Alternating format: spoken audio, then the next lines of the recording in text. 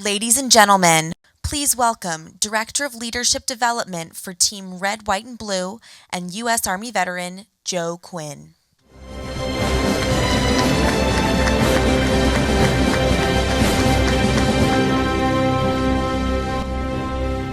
All right, I'm the last storyteller. So in the spirit of that, I'd like you all to do something for me. Can we start a slow clap?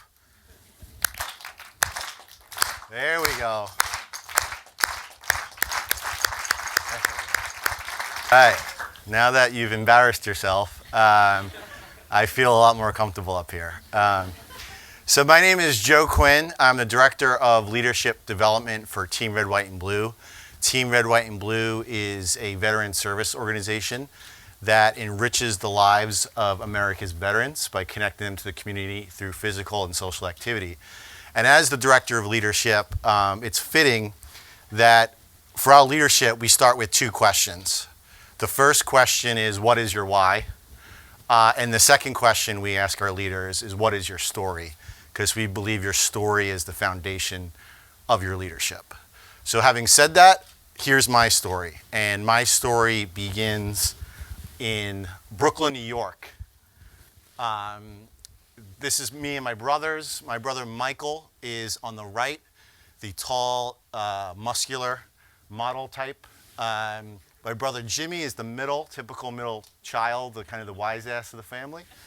And that is me on the left, the pale, skinny, acne-riddled kid on the left. And my brother Michael loves posting this picture on Facebook every year for my birthday, which I'm very, very appreciative of. But as you could see, my brother Jimmy, who looks like he's 12, was in college at the time. And he got us Manhattan College basketball jerseys for Christmas. And that's actually how I got into the Army, was through basketball. And I know what everyone's thinking. You're looking at my LeBron James type physique and saying, of course you were recruited to play basketball at West Point. But it's true. That's how I got into the Army. And then fast forward 4 years later, if you'd indulge me, I'd like to read you an email my brother Jimmy sent me 4 years later on September 10th, 2001. And the title of the email is Vacation Stories. And it goes like this. And I hope you all have an affinity for bowel movements and the number 2. So please feel free. This is real. I can't doctor it. So I apologize to my mother in advance. But my brother Jimmy writes, this one was told but worthy of an encore. Going into sophomore year of high school, I had to go to basketball camp upstate. And the whole week you eat terrible food. You don't even think about turning 2 because of the terrible conditions. I get picked up by my parents and we decide to go to Cooperstown overnight. We get there and we eat like champs. Bacon cheeseburgers galore. Needless to say, without eating good food for a week and not turning any double plays,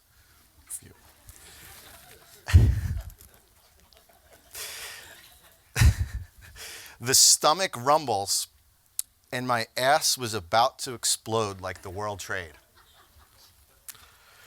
I say to my dad, give me the damn keys, because we are a half mile from the hotel, and I start running down the street crying, trying to hold it in, and people see me running, and they were asking if I was in danger. Anyway, the leg movements were keeping the deuce logged up there, and I was worried that my bowels would move once I stopped running. I get to my hotel, put the key in, smash through the door like an FBI narcotics bust. As I'm pulling down my pants, deuce starts flying all over the place, and I fall right into it. I was crying, and my brother Joe walks in, seeing me lay there, not having the audacity to get up. I look at him and say in a shaky voice, I didn't make it. The next day, my brother Jimmy was killed in the World Trade Center. He was 23 years old. He worked for a company called Cantor Fitzgerald, and he died with 657 of his coworkers that day. And for me, I felt extreme guilt afterwards. I felt that it shouldn't have been him. It should have been me. And I was lucky enough to be in a position to join the Army shortly after. And I had 2 tours in Iraq, 1 tour in Afghanistan, and that guilt sort of followed me through. Every time a service member was killed in Iraq and Afghanistan, I'd feel this overwhelming sense of guilt that if my brother wasn't killed, then we wouldn't have had these wars, and these young men and women would be alive. And that followed me.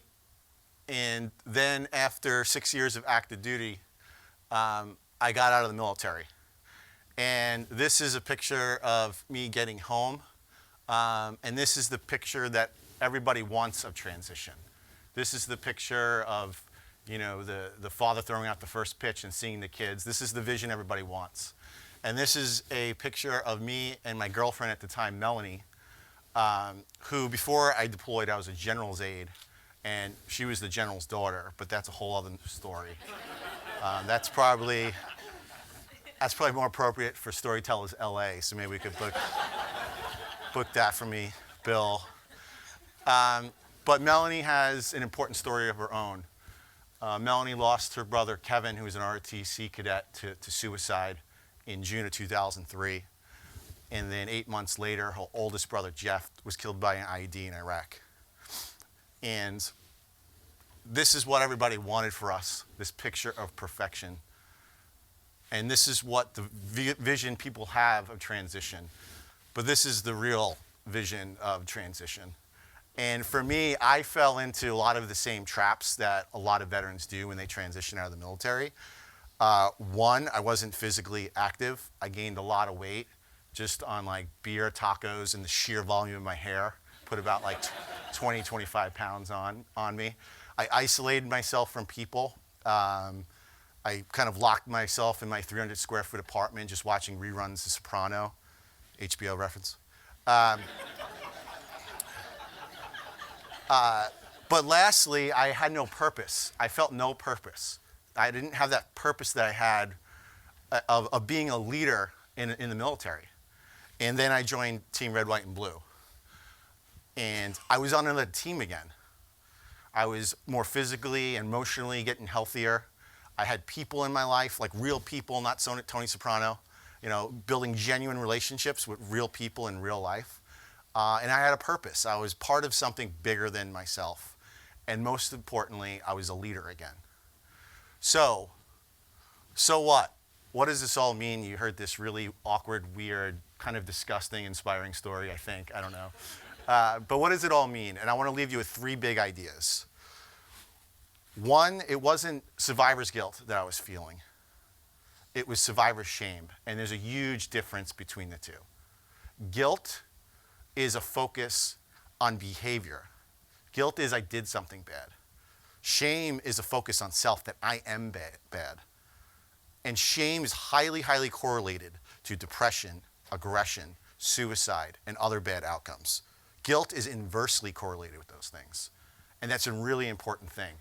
There's a veteran in here right now that feels shame over the loss of a battle buddy or a friend or a loved one. Forget veterans. There's a human being. There's a person in here that feels shame over the loss of someone. And I'm here to tell you that it's not your fault. Being brave is not holding it in. Being brave is getting help. And if you share your story with someone that is willing to hear it, I guarantee it'll change your life. We are currently working with Dr. Brené Brown and the Daring the Way to look into shame and survivor shame and how it relates to veterans. And I think it'll save lives. Next thing at Team Red, White, and Blue, our mission is to enrich veterans' lives, and we take that very seriously. This is our enrichment equation, health, people, purpose. We think veterans are not victims, but they're assets. They just need a little boost. They need be part of something again, get healthy again, be part of something bigger than themselves. Most of all, be a leader again. And that's my last point.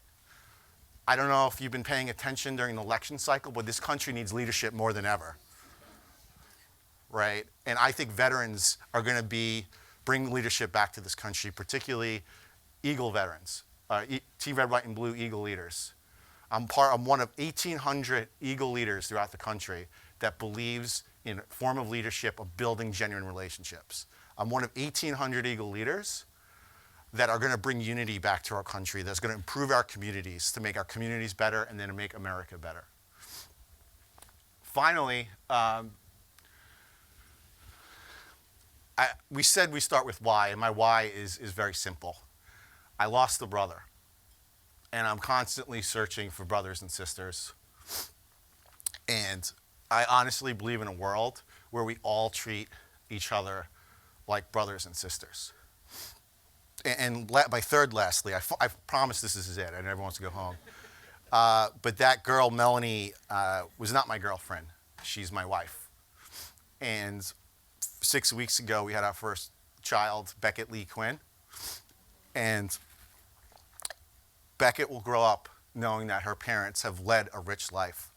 She'll grow up knowing her Uncle Jimmy. She'll grow up knowing her Uncle Kevin. She'll grow up knowing her Uncle Jeff. And I think that's really, really, really important for me. So I am Joe Quinn.